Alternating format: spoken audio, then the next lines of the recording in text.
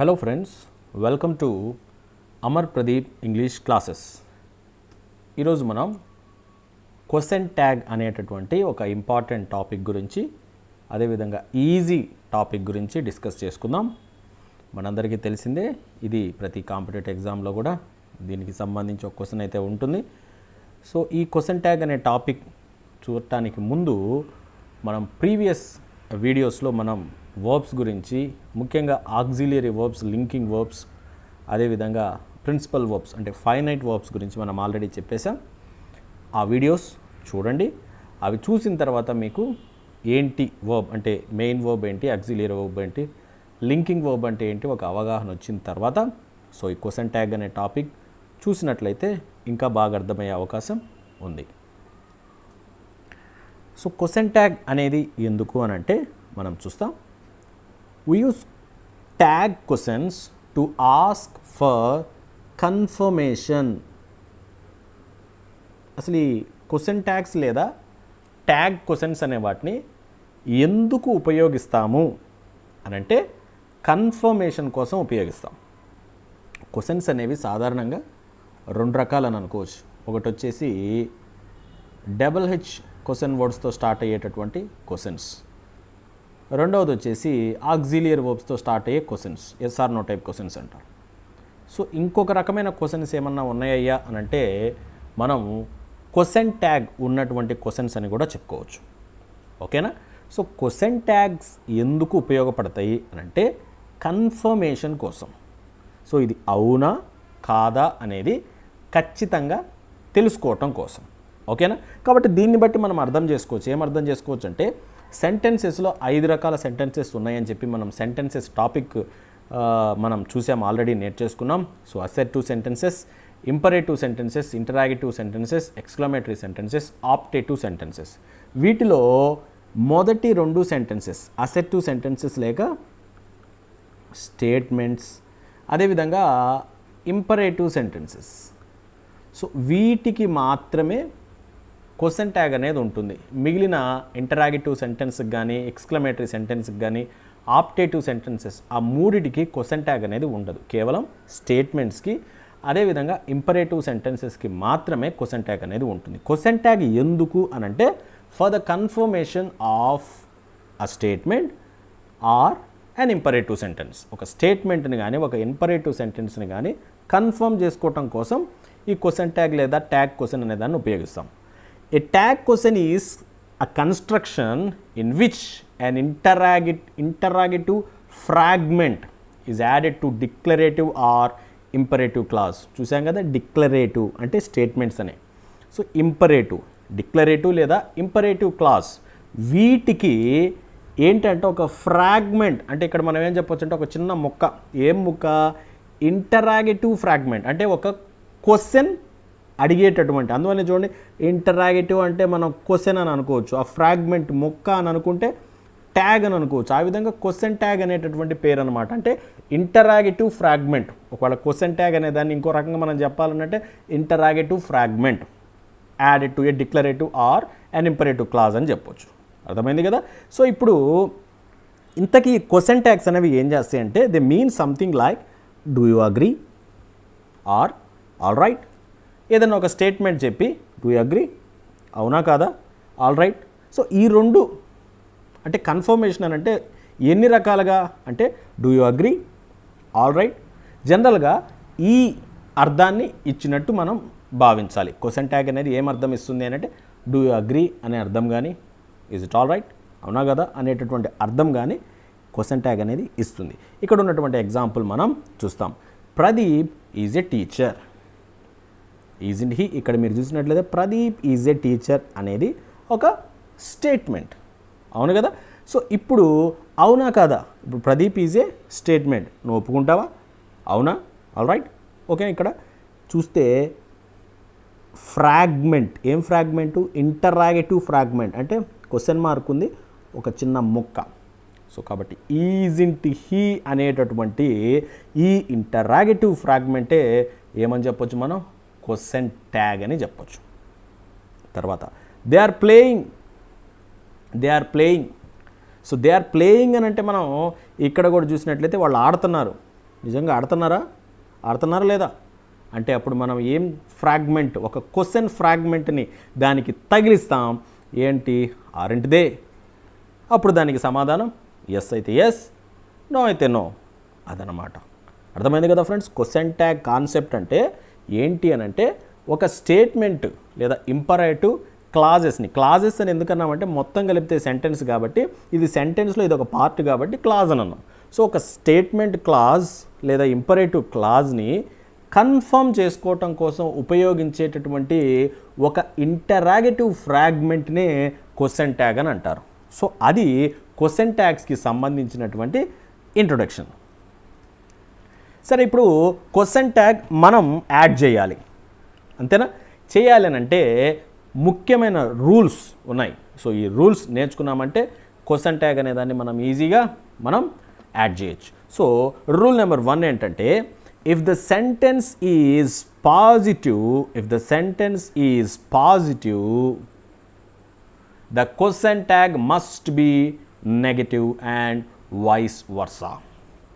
Sentence పాజిటివ్లో ఉంటే question tag నెగిటివ్లో ఉంటుంది. వైస్ వర్సా అంటే సెంటెన్స్ నెగిటివ్లో ఉంటే క్వశ్చన్ ట్యాగ్ పాజిటివ్లో ఉంటుంది. అంటే ఇది పాజిటివ్ అయితే ఇది నెగటివ్, వైస్ వర్సా ఇది నెగిటివ్ అయితే ఇది positive. So point number 1 important point ఏంటి అని అంటే, సెంటెన్స్ పాజిటివ్ అయితే question tag negative, sentence negative అయితే క్వశ్చన్ ట్యాగ్ పాజిటివ్. సో ఇది ముఖ్యమైనటువంటి rule. Rule number 2, always use pronouns in the question tag. Question ట్యాగ్లో ఎప్పుడు కూడా మనం ప్రొనౌన్స్ యూజ్ చేయాలి. ఓకేనా? ఇక్కడ చూస్తాం మీ example, Pradeep is a teacher. Pradeep is a teacher, అవును కదా? రెండవ సెంటెన్స్ చూసినట్లయితే Pradeep is not a teacher. So మొదటి సెంటెన్స్ అనేది పాజిటివ్, అంటే ఇక్కడ నాట్ లేదు కాబట్టి ఇక్కడ నాట్ యాడ్ చేసాం, చూసారా? సో రెండవ sentence Pradeep is not a teacher, అంటే ఇందులో నాట్ ఉంది, అంటే నెగిటివ్లో ఉంది కాబట్టి ట్యాగ్లో ఏం లేదు చూడండి, నాట్ లేదు. అర్థమైంది కదా ఫస్ట్ పాయింట్? ఇది పాజిటివ్ అయితే అది నెగిటివ్. సో ఇది పాజిటివ్ కాబట్టి ఇది నెగిటివ్, ఇది నెగిటివ్ కాబట్టి ఇది పాజిటివ్. రెండో పాయింట్, ప్రొనౌన్సే యూజ్ చేయాలి. ఇక్కడ ప్రదీప్ అనే సబ్జెక్ట్ ఉంది, మరలా నేను ఈజింట్ ప్రదీప్ అని రాయకూడదు. సో ప్రదీప్ అనేటటువంటి ఆ సబ్జెక్ట్కి సంబంధించినటువంటి ప్రొనౌన్ ఫామ్నే రాయాలి. క్వశ్చన్ ట్యాగ్స్లో ఎప్పుడు కూడా మనం ప్రొనౌన్సే యూజ్ చేయాలి, నౌన్స్ అవి యూజ్ చేయకూడదు. The sentence and the question tag must be in the same tense, should not be separated with a full stop. Question tag అదేవిధంగా సెంటెన్స్ రెండు ఒకే టెన్స్లో ఉండాలి. చూడండి, ఇక్కడ మనం సింపుల్గా ఈజ్ అని ఉంది, ఇక్కడ కూడా ఈజ్ అని ఉంది. ఇంకా ముఖ్యమైన పాయింట్ ఏంటంటే, ఇక్కడ ఏదో ఫుల్ స్టాప్ పెట్టేసి చూడండి, ఒకవేళ ప్రదీప్ ఈజ్ ఏ టీచర్ అని ఫుల్ స్టాప్ ఉందనుకోండి, ఇప్పుడు ఈజ్ ఇంట్ హీ అంటే దాన్ని వచ్చేసి క్యాపిటల్ ఐ, అదేవిధంగా ఎన్ఓటి నాట్, హెచ్ఈ హీ ఇలా రాయకూడదు. మరి ఏంటంట, చాలా జాగ్రత్తగా గమనించాలి. Should not be separated with a full stop. ఇట్లా ఫుల్ స్టాప్ పెట్టకూడదు, సెంటెన్స్లో ఒక భాగమే ట్యాగ్ అనేది. సో కామా పెట్టాలి. ఇలా కామా పెట్టినప్పుడు ఇంకా మనకి క్యాపిటల్ లెటర్ రాదు కదా, సో కాబట్టి స్మాల్ లెటరే ఉండాలి. కొన్నిసార్లు ఎగ్జామ్స్లో మనకి ఇచ్చినటువంటి ఆప్షన్స్లో క్యాపిటల్ లెటర్తో ఉండేటటువంటి క్వశ్చన్ ట్యాగ్ ఆప్షన్ ఉంటుంది, అప్పుడు మనం దాన్ని పెట్టకూడదు. ఎట్టి పరిస్థితుల్లో స్మాల్ లెటరే యూజ్ చేయాలి. ఎందుకనంటే ఇక్కడ మనమేం ఫుల్ స్టాప్ పెట్టడంలో, ఇక్కడ జస్ట్ కామా ఉంది, గమనిస్తున్నారు కదా. సో కామా అంటే సెంటెన్స్లో, ఈ టోటల్ సెంటెన్స్లో ఒక పార్టే. సో కాబట్టి స్మాల్ లెటర్తో స్టార్ట్ చేయాలా. క్వశ్చన్ ఎట్టి పరిస్థితుల్లో ఫుల్ స్టాప్తో దాన్ని సపరేట్ చేయకూడదు. For negative question tag use the contracted form of helping verb not. So ఇప్పుడు కంట్రాక్టెడ్ ఫామ్ అని అంటే ఏంటో చూద్దాం. సో నెగటివ్ క్వశ్చన్ ట్యాగ్ అనుకోండి, ఉదాహరణకి Pradeep is a teacher positive statement కాబట్టి దీని యొక్క క్వశ్చన్ ట్యాగ్ ఏమవుతుంది, ఈజ్ ఇంట్ హీ అవుతుంది. అంటే ఈజ్ అనేదాన్ని నాట్ అనేదాన్ని ఏ ఫామ్లో రాయాలంటే కంట్రాక్టెడ్ ఫామ్. కంట్రాక్టెడ్ ఫామ్ అని అంటే చూడండి, is n apostrophe t. So this is called contracted form. కుదించి రాసేయాలన్నమాట. అర్థమవుతుందా? ఈ కంట్రాక్టెడ్ ఫామ్స్ ఏం లేవు ఫ్రెండ్స్, సింపుల్గా ఎన్ఓటి నాట్ ఉంటుంది కదా. సో ఎన్ఓటి నాట్లో ఓను తీసేసి ఆ ప్లేస్లో మన అపాస్ట్రఫీ పెట్టి ముందు దానికి యాడ్ చేయటం. అయితే కొన్ని ఎక్సెప్షన్స్, ఆ ఎక్సెప్షన్స్ ఏంటో కూడా మనం చూస్తాం. ఏమేంటి ఆ ఎక్సెప్షన్స్ అని అంటే, విల్ ఉందనుకోండి, సో విల్కి కంట్రాక్టెడ్ ఫామ్ ఏమవుతుందనంటే వోంట్ అవుతుంది. ఓకేనా? అదేవిధంగా షల్ ఉందనుకోండి, సో షల్కి కంట్రాక్టెడ్ ఫామ్ వచ్చేసి షాంట్ అవుతుంది. So will, won't, shall, shan't. ఇంకా మిగిలిన వాటన్నిటికి కూడా ఆల్మోస్ట్ మన ఈ కంట్రాక్టెడ్ ఫామ్స్ ఎలా వస్తాయనంటే, ఇచ్చినటువంటి ఆక్సిలరీ వర్బ్ పెడతాం, ఎన్ఓటి నాట్లో ఉన్న ఓను తీసేసి ఆ ఓ ప్లేస్లో అపాస్ట్రఫీ పెట్టినామంటే సరిపోతుంది. ఓకేనా? సో ఇక్కడ మీరు చూస్తాం, అవును కదా, ఇక్కడ చూడండి, nothing went wrong. Nothing went wrong. Subject ఏమన్నా ఉందా? ఇక్కడ ఎప్పుడైనా సబ్జెక్ట్లో థింగ్ అని వచ్చిందనుకోండి, నథింగ్, సంథింగ్, ఎనీథింగ్, అలా మనం ఇట్ అనే ప్రొనౌన్ని యూజ్ చేయాలి. బాడీ అని వచ్చిందనుకోండి, nobody, somebody, everybody, అలా బిఓడి బై బాడీ అని కానీ వచ్చిందనుకోండి, ఇక్కడ మనం ప్రొనౌన్గా దేని యూజ్ చేయాలి.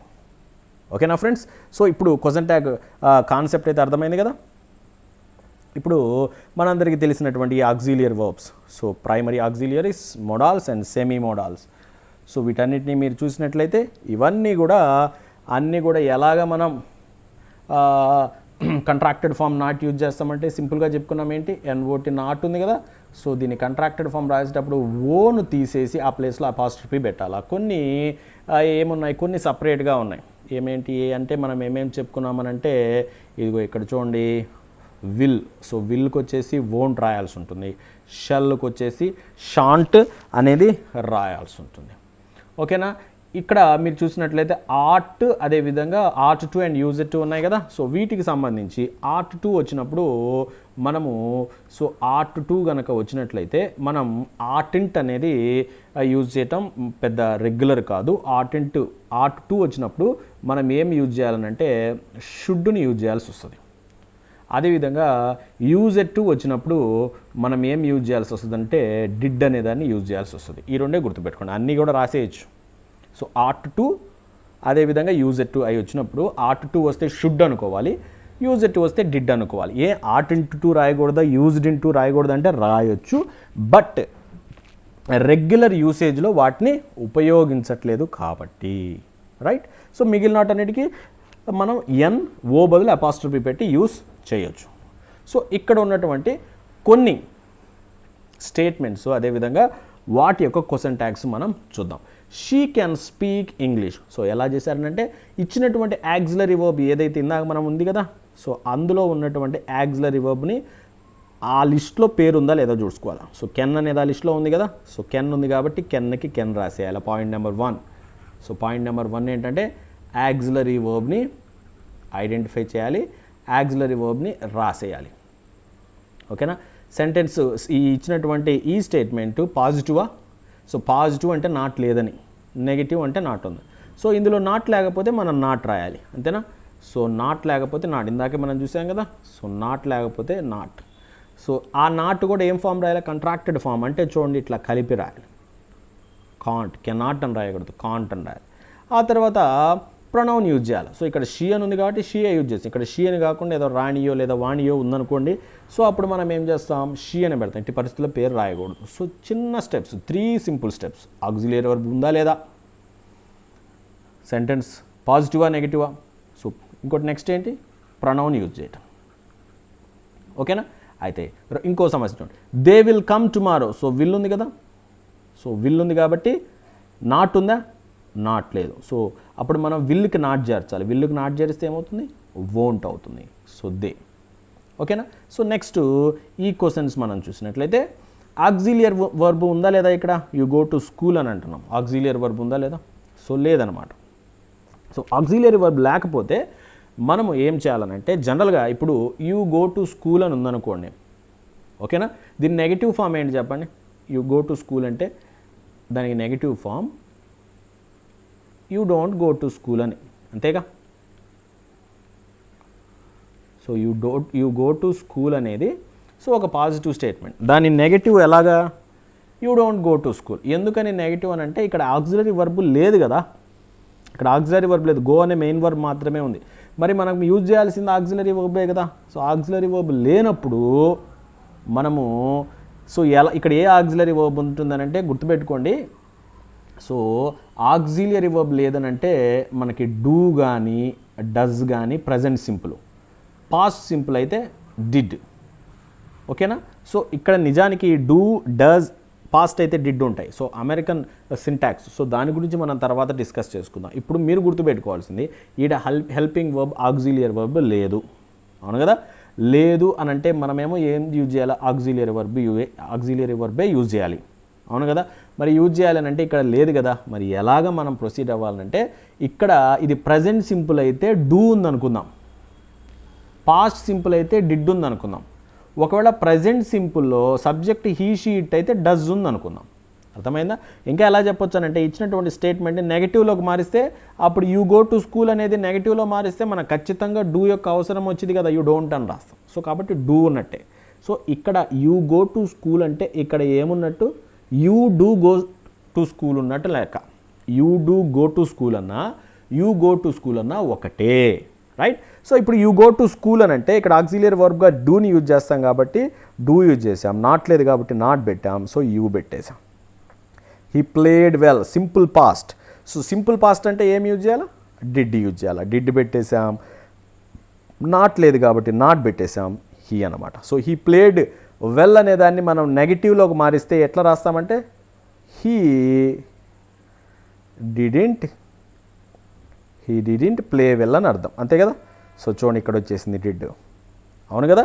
So he didn't play well. కాబట్టి ఆక్సిలియరీ వర్బ్ లేకపోతే ఏం ఉపయోగించుకోవాలి ఫ్రెండ్స్, డూ కానీ డస్ కానీ డిడ్ కానీ మనం ఉపయోగించుకోవాల్సి ఉంటుంది.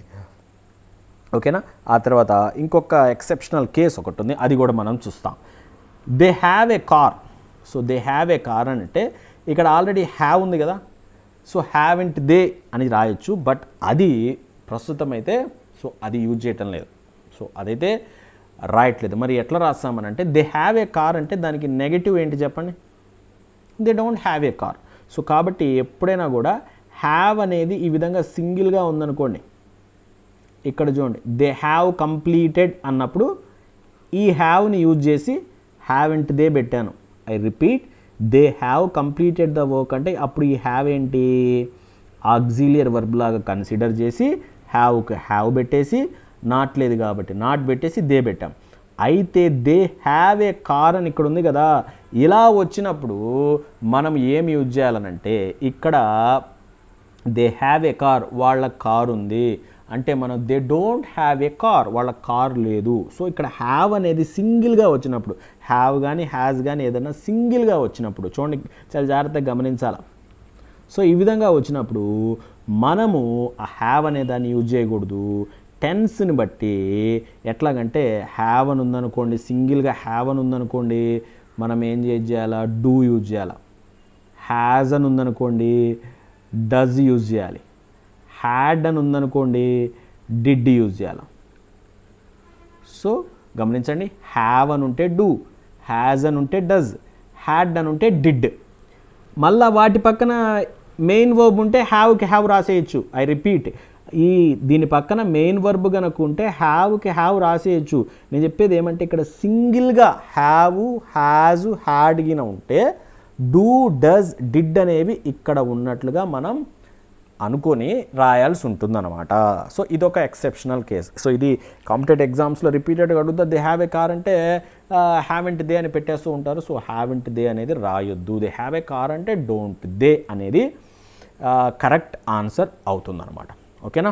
ఆ తర్వాత చూడండి ought to. So ought to వస్తే ఏం యూజ్ చేయమని చెప్పాను, షుడ్ యూజ్ చేయమని చెప్పాను. సో సెంటెన్స్లో నాట్ లేదు కాబట్టి నాట్ యాడ్ చేసినప్పుడు షుడెంట్ అయింది, హీకి హీ రాసేసాను. I used to play. So చూడండి ఐ యూజ్ టు వస్తే ఏం యూజ్ చేయమన్నాను, డిడ్ యూజ్ చేయమన్నాం. సో సెంటెన్స్లో నాట్ లేదు కాబట్టి నాట్ పెట్టాను, డిడింట్ ఐ అవుతుంది ఆన్సర్. సో ఈ క్వశ్చన్ ట్యాగ్లో ఏంటంటే మామూలుగా సింపుల్గా చేసేయచ్చు, కానీ కొన్ని ప్రత్యేకమైనటువంటి ఉంటాయి. వాటిని నేర్చుకున్నామనంటే క్వశ్చన్ ట్యాగ్ అనే దానికి సంబంధించి మనకు మార్క్ పోయే అవకాశమే లేదు ఫ్రెండ్స్. ఓకేనా, ఇవి అర్థమైంది కదా. సో ఇప్పుడు ఎక్సెప్షనల్ కేసెస్ ఇంకొన్ని మనం చూద్దాం. I'm a teacher. ఇక్కడ మీరు చూసినట్లయితే so I'm a teacher, am not ఉందా, లేదు. సో యామెంట్ అని రాయాల్సి వచ్చినప్పుడు ఆరింట్ అని రాయండి. సో దీనికి సంబంధించినటువంటి ఎందుకు రాయాలి అని అంటే, సో వీలుంటే కనుక ఇంకొక వీడియో ఒకటి చేద్దాం. సో ఇప్పుడు మనకైతే జస్ట్ మీరు గుర్తుపెట్టుకోవటానికి యామ్కి నాట్ చేర్చి క్వశ్చన్ ట్యాగ్లో రాయాల్సి వస్తే యామెంట్ అనేది రాయొద్దు. సో దాని బదులుగా ఏం రాయండి, ఆరింట్ అని రాయండి. సో యామెంట్ సో వస్తే గనక యామెంట్ బదులు ఏం రాయాలా, ఆరింట్ అని రాయాలా. So this is very important. ఒకవేళ యామ్ నాట్తో వచ్చిందనుకో, యామ్ నాట్ ఏ టీచర్ అని వచ్చిందనుకో, అప్పుడు మనం యామ్ రాసుకోవచ్చు, యామ్ ఐ రాసుకోవచ్చు. సో యామ్ ఐ అని రాసుకోవచ్చు, కానీ యామింట్ అని రాయకూడదు. యామింట్ అని రాయాల్సి వస్తే మనం ఏం రాయాలా, ఆరింట్ అని రాయాల్సి ఉంటుంది, రైట్. ఆ తర్వాత సెమీ నెగటివ్స్ గురించి చూద్దాం. మనం సాధారణంగా ఒక ఇచ్చినటువంటి సెంటెన్సు పాజిటివ్లో ఉంటే నెగిటివ్లో రాయాలా, నెగిటివ్లో ఉంటే పాజిటివ్లో రాయాలా. సో నెగిటివ్లో ఉందని మనకు ఎలా తెలుస్తుంది అని అంటే, నాట్ అని, లేకపోతే నెవర్ అని, అంతేనా, లేకపోతే ఇంకా నైదర్ అని.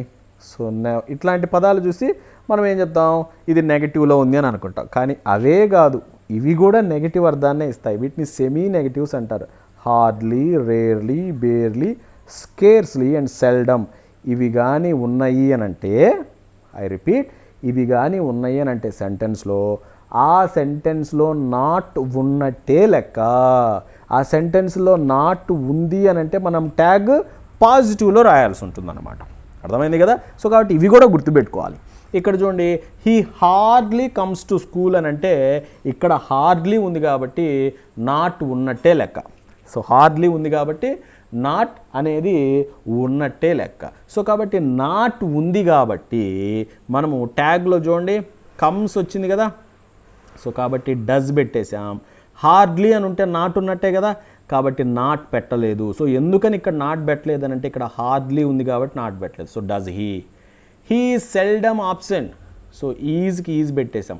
సెల్డమ్ ఉంది అని అంటే ఇక్కడ నాట్ ఉన్నట్టే కాబట్టి ఇక్కడ మనం ఏం చేసామనంటే ఈజ్ హీ అనేదాన్ని యూజ్ చేయటం జరిగింది. సో అర్థమైంది కదా friends.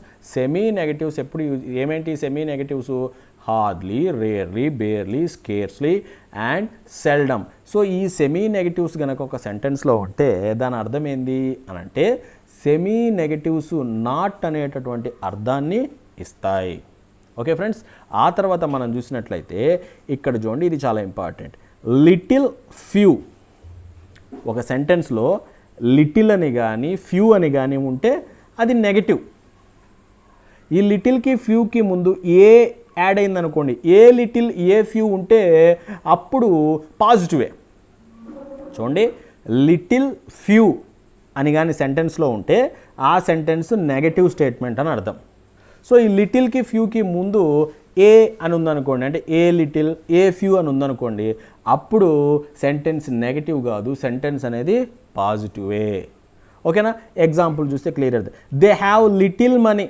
So they have little. So little అని ఉంది కదా, లిటిల్ ఉందంటే నాట్ ఉన్నట్టే, అందువల్ల డూ దే అన్న, నాట్ యూజ్ చేయాల.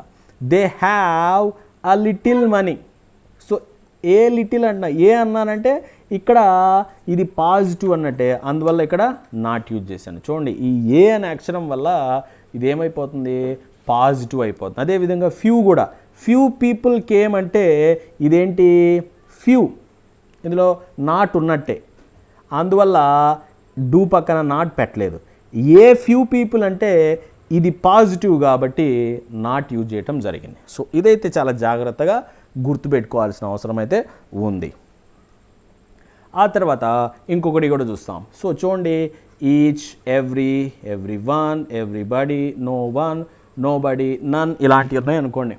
సో ఇంకా చెప్పాలనంటే ఓఎన్ఈ వన్ అని కానీ బిఓడివై బడీ అని కానీ ఉందనుకోండి సబ్జెక్టు, అప్పుడు మనము దానికి సంబంధించి దే అనేటటువంటి ప్రణౌన్ని యూజ్ చేయాల్సి ఉంటుంది. ఓకేనా, దే అనే ప్రణౌన్ని యూజ్ చేయాల్సి ఉంటుంది అనమాట. అట్లా కాకుండా ఒకవేళ థింగ్ ఉందనుకోండి, సో ఇక్కడే రాస్తున్నాను థింగ్, సంథింగ్, నథింగ్, ఎనీథింగ్ అలా ఉందనుకోండి, అప్పుడు మనం ఇట్ అనేటటువంటి ప్రణౌన్ని యూజ్ చేయాలి. సో వన్ అని కానీ బడి అని కానీ ఉంటే దే అనే ప్రణౌన్ని యూజ్ చేయాలి. థింగ్ అని కానీ ఉంటే ఇట్ అనేటటువంటి ప్రణౌన్ని యూజ్ చేయాలి. సో చూడండి every one, so every one అని చూడగానే మనం ఇక్కడ దే పెట్టేసేయచ్చు. సో ఎవ్రీ వన్ అనే దాన్ని చూసినప్పుడు ఇక్కడ దే పెట్టేయచ్చు. అయితే ఇప్పుడు మీరు గమనించాలి, ఎవ్రీ వన్ హ్యాజ్ అంటున్నాడు కదా, సో ఎవ్రీ వన్ అన్నప్పుడు హ్యాజే వస్తుంది. అయితే ఇప్పుడు మనం క్వశ్చన్ ట్యాగ్లో ఎవ్రీ వన్ చూసి దే పెట్టాం, దేకి హ్యాజ్ రాదు కదా. సో దేకి హ్యాజ్ రాదు కాబట్టి దేకి హ్యావ్ వచ్చింది కాబట్టి ఇక్కడ మనం హ్యాజ్ ఇంట్ రాయకూడదు, హ్యావ్ ఇంట్ రాయాలా. సో ఇది చాలా ఇంపార్టెంట్. ఐ రిపీట్, నేను ఇంకోసారి చెప్తా చూడండి. ఎవ్రీ వన్ ఉంది కాబట్టి నేను ఇక్కడ దే యూజ్ చేశాను. సో ఎవ్రీ వన్ ఉంది కాబట్టి ఇక్కడ సబ్జెక్ట్లో హ్యాజ్ యూజ్ చేసాం. అయితే ఈ ఎవ్రీ వన్ అనే దాన్ని కాస్త దే అనే ప్రణౌన్గా మారిస్తే దేకి హ్యాజ్ వచ్చే అవకాశం లేదు కాబట్టి ఇక్కడ హ్యాజ్ ఇంట్ బదులుగా ఏం రాయటం జరిగింది, హ్యావ్ ఇంట్ అని రాయటం జరిగింది. ఓకేనా. అదేవిధంగా none of your friends. So none అని అంటే చాలా జాగ్రత్తగా గమనించాలి. నన్ అని ఉంది అని అంటే దాని అర్థం ఏంటంటే ఇక్కడ నాట్ ఉన్నట్టే లెక్క. అందుకనే చూడండి క్వశ్చన్ ట్యాగ్లో నేను నాట్ అనేది మెన్షన్ చేయలేదు. ఓకేనా. Passed, so passed simple past, అందువల్ల డిడ్ పెట్టాను. నన్ వచ్చింది కాబట్టి దే పెట్టారు. అర్థమైంది కదా ఫ్రెండ్స్. ఆ తర్వాత ఇప్పుడు ఒక సెంటెన్స్లో 2 పార్ట్స్ ఉంటాయి. I think he is right అంటున్నాను. మరి క్వశ్చన్ ట్యాగ్ ఐ థింక్ చూసి పెట్టాలా, హీ ఈజ్ రైట్ చూసి పెట్టాలా అంటే మెయిన్ పార్ట్ ఏది అనేది చూసుకోవాలి. So I think he is right, ఇది మెయిన్ పార్ట్. సో ఇది మెయిన్ పార్ట్ కాబట్టి దీన్ని బట్టే మనం పోవాలి కాబట్టి మెయిన్ పార్ట్ని బట్టే క్వశ్చన్ ట్యాగ్ని యాడ్ చేయాల్సి ఉంటుంది. ఐ థింక్ అనేది కాదు మనకి ముఖ్యం. He is right I think అనే తర్వాత ఉన్నా కానీ ఎప్పుడైనా మనం ఏది మెయిన్ పార్ట్ అనేది మనం కొంచెం అర్థం చేసుకోవాలి. సో అప్పుడు హీ ఈజ్ రైట్ అనేది మెయిన్ పార్ట్ కాబట్టి ఈజ్ ఇంట్ హీ అనేది కరెక్ట్ ఆన్సర్ అవుతుంది. ఓకేనా. ఆ తర్వాత నెక్స్ట్ చూస్తాం sentence starting with there, this and that. So there అనే సబ్జెక్ట్తో కానీ, దిస్ అనే సబ్జెక్ట్తో కానీ, దట్ అనే సబ్జెక్ట్తో కానీ స్టార్ట్ అవుతుంది అనుకోండి. అప్పుడు ఏం చేయాలనంటే గమనించండి, దేర్తో స్టార్ట్ అయితే మనము దేరే యూజ్ చేయాలి. ఓకేనా. దేర్తో స్టార్ట్ అయితే దేరే యూజ్ చేయాలి. దిస్సుతో కానీ దట్టుతో కానీ స్టార్ట్ అయితే ఇట్ యూజ్ చేయాలి. ఓకేనా. దేర్తో స్టార్ట్ అయితే దేరే, దిస్తో కానీ దట్తో కానీ స్టార్ట్ అయితే ఇట్. అయితే ఈ దిస్కి దట్కి పక్కన ఇక్కడ చూడండి దట్ బాయ్ అని అన్నాడు. సో ఇక్కడ దట్ తర్వాత బాయ్ అని వచ్చింది. సో ఇలా వచ్చినప్పుడు అప్పుడు మళ్ళీ మనం హీ యూజ్ చేయాలి. సో దట్ ఉత్త దట్టుగాని వచ్చిందనుకోండి మనం ఇట్టే యూజ్ చేస్తాం. ఉత్త దిస్ చూడండి, దిస్ ఈజ్ యువర్ పెన్ అంటే దిస్సును చూసి ఇటు పెట్టేస్తాం. సో చూడండి there wasn't a line, so there అని ఉంది కాబట్టి నేను ఇక్కడ వాజ్ దేర్, ఇక్కడ కూడా నేను దేర్ అనే దాన్ని యూజ్ చేశాను. కాబట్టి దేర్, దిస్సు, దట్ వచ్చినప్పుడు దేర్ వస్తే దేరే యూజ్ చేయాలి, దిస్సు దట్టు వస్తే ఇట్ యూజ్ చేయాలా. అయితే ఈ దిస్సు పక్కన దట్టు పక్కన బాయ్ అని కానీ గర్ల్ అని కానీ వస్తే దానికి తగ్గట్టుగా మనం ప్రణౌన్ అనే దాన్ని యూజ్ చేయాలి. ఆ తర్వాత ఇంపరేటివ్స్. సో స్టేట్మెంట్స్ అయిపోయినాయి కదా. ఇంపరేటివ్స్లో మనం చూసినట్లయితే లెట్స్. సో లెట్స్ అని అంటే లెట్ అజ్ అని అర్థం, అవునా. అజ్ అంటే ఏంటి ఫ్రెండ్స్, ఉయ్, అవును కదా. సో కాబట్టి లెట్స్ కానీ ఉంది అని అంటే షల్ వి అనేది యూజ్ చేస్తాం. సో లెట్స్ కానీ ఉంది అని అంటే షల్ వి అనేది యూజ్ చేస్తాం. సో లెట్స్ గుర్తుపెట్టుకోవాలి, ఇంకా కొండ గుర్తులాగా లెట్స్తో స్టార్ట్ అయిందంటే షల్ వి పెట్టేస్తాం. ఆ తర్వాత లెట్ అజ్ అని కాకుండా లెట్ మీ అని వచ్చింది కదా. లెట్ మీ అని కానీ, లెట్ హర్ అని కానీ, లెట్ హిమ్ అని కానీ. సో లెట్ తర్వాత అజ్ కాకుండా ఇంకా ఏ ఆబ్జెక్ట్ వచ్చినా కూడా విల్ యూ అనేదాన్ని యూజ్ చేయాలి. లెట్ అజ్ వచ్చినప్పుడు షెల్, లెట్ అజ్ వచ్చినప్పుడు షెల్, లెట్ అజ్ కాకుండా ఇంకేమొచ్చినా కూడా విల్. ఇప్పుడు ఒక డౌట్, అసలుకి ఎందుకని మనము ఇంపరేటివ్స్లో ఎందుకు ఈ షెల్లు విల్లు చూడండి, విల్లు వోంటు అంటే విల్ నాట్, కాంటు లేకపోతే షెల్లు అలాంటి ఎందుకు యూజ్ చేస్తామనంటే ఇప్పుడు ఏదైనా కూడా ఇప్పుడు చెప్పాను లెట్స్ ప్లే ఆడదామని అంటాం. సో ఆడదామా అని అంటే ఆడబోయేది ఎప్పుడు, ఫ్యూచర్ అనే కదా. సో ఏదన్నా ఇప్పుడు చెప్పానంటే దాని తర్వాత జరగబోద్ది అన్న ఉద్దేశంతోనే మనము shall will, so can't, sometimes could would కూడా యూజ్ చేస్తాం. అయితే మనకు ఎగ్జామ్స్లో వీటి మీదనే ఎక్కువ ఇస్తారు కాబట్టి ఇవైతే సరిపోతాయి. ఓకేనా. సో ఇది తెలిసింది కదా. లెట్స్ వస్తే షల్ వి, లెట్ అజ్ కాకుండా ఇంకేమొచ్చినా విల్ వస్తుంది. ఆ తర్వాత యూ అనేది కన్ఫామ్, అవును కదా, అవునా. ఆ తర్వాత పాజిటివ్ అనుకోండి, ఇంపరేటివ్ సెంటెన్స్ పాజిటివ్ అనుకోండి, విల్ యూ యూజ్ చేయొచ్చు, వోంట్ యూ యూజ్ చేయొచ్చు. ఇచ్చినటువంటి imperative sentence will you use చేయొచ్చు, వోంట్. ఉదాహరణకి ఓపెన్ ద డోర్ అన్నాను, విల్ యూ అన్న రైటే, వోంట్ యూ అన్న రైటే. అదే రిక్వెస్ట్ టైప్లో ప్లీజ్ ఓపెన్ ద డోర్ అన్నాను అనుకోండి, వోంట్ యూ యూజ్ చేయాలి. సో తలుపు తీయండి అని అంటే ఇదేంటనంటే మనం అడిగే దాంట్లో తలుపు తీయండి అని కొంచెం హార్ష్గా అడిగితే విల్ యూ, తలుపు తీయండి అంటే కొంచెం తలుపు తీస్తారా అలా అన్నప్పుడు వోంట్ యూ. అందువల్ల మనం ఒక సెంటెన్స్ మాట్లాడినప్పుడు దాన్ని బట్టి మనం చెప్పగలుగుతాం, కానీ అక్కడ ఇచ్చినటువంటి ఆ టెక్స్ట్ని బట్టి మనం ఏ విధంగా ఏ మూడ్లో అడిగాడో చెప్పలేం. కాబట్టి సో పాజిటివ్ ఇంపరేటివ్స్కి విల్ యూ కరెక్టే, వోంట్ యూ కరెక్టే. ఎందుకంటే మనం అది ఆయన ఏ ఉద్దేశంతో పలికాడో మనకు తెలియదు. అదే క్లియర్గా ప్లీజ్ అని ఈ విధంగా మెన్షన్ చేసి రిక్వెస్ట్ అని అర్థమైంది అనుకోండి, వోంట్ యూ పెట్టేస్తాం. అర్థమైంది కదా. సో నెగటివ్ అనుకోండి, so don't make a noise, don't talk, ఇలాగేమన్నా వచ్చిందనుకోండి విల్ యూ. నెగటివ్ ఉంది అని అంటే ఇంపరేటివ్లో నెగటివ్ కనుక ఉంది అని అంటే విల్ యూ పెట్టేసేయండి. సో నెగటివ్ ఉంది అంటే విల్ యూ, రిక్వెస్ట్ ఉందంటే వోంట్ యూ. అట్లా కాకుండా జస్ట్ ఒక ఇంపరేటివ్ పాజిటివ్గా ఉంటే విల్ యూ రైటే, అదేవిధంగా వోంట్ యూ కూడా రైటే. ఆ తర్వాత ఇది కూడా చూడండి, సమ్ టైమ్స్ ఇది కూడా అడుగుతారు. కొన్నిసార్లు ఇంపరేటివ్సే sense of impatience or irritation, ఏదైనా ఒక ఇరిటేషన్తో కానీ ఇంపేషన్స్తో ఓపిక లేక లేదన్నా కొంచెం ఏదైనా కోపంగా ఏదైనా మనం చెప్పేటప్పుడు కాంట్ యూ కూడా మనం యూజ్ చేయొచ్చు. Shut up, can't you. సో ఇదేంటంటే ఇంకా ఎక్కువగా తీవ్రంగా ఒక ఇరిటేషన్ మూడ్తో మనం ఈ ఇంపరేటివ్ని మనం చెప్పినప్పుడు దానికి కాంట్ యూ అనే దాన్ని కూడా యూజ్ చేయొచ్చు. సో వుడ్ యూ, అదేవిధంగా కుడ్ యూ కూడా సమ్ టైమ్స్ యూజ్ చేయొచ్చు. ఈ మటుకి ఐ థింక్ మనకి ఎగ్జామినేషన్ పాయింట్ ఆఫ్ వ్యూలో ఇవైతే సరిపోతాయి. ఓకే ఫ్రెండ్స్, అది వచ్చేసి క్వశ్చన్ ట్యాగ్. సో ఇంకా మన ఛానల్ సబ్స్క్రైబ్ చేసుకోకపోయినట్లయితే ఖచ్చితంగా సబ్స్క్రైబ్ చేసుకోండి. సో ద బెస్ట్ కంటెంట్ నేను ఇవ్వడానికి ప్రయత్నం చేస్తాను. సో మీ ఫీడ్బ్యాక్ వచ్చేసి నాకు చాలా ఇంపార్టెంట్. మీరు సబ్స్క్రైబర్స్ పెరిగితే సో నాకు కూడా ఇంకా మంచిగా అంటే బెస్ట్ కంటెంట్ని మీకు ఇవ్వడానికి నేను ప్రయత్నం చేస్తాను. సో ఖచ్చితంగా ఇంకా ఎవరైనా సబ్స్క్రైబ్ చేసుకున్నట్లయితే సబ్స్క్రైబ్ చేసుకోండి. సో మీ ఫ్రెండ్స్కి ఎవరైతే ఆస్పిరెంట్స్ ఉన్నారో వాళ్ళందరికీ కూడా షేర్ చేయండి, కొంచెం సపోర్ట్ చేయండి. That's all for today friends. Thank you.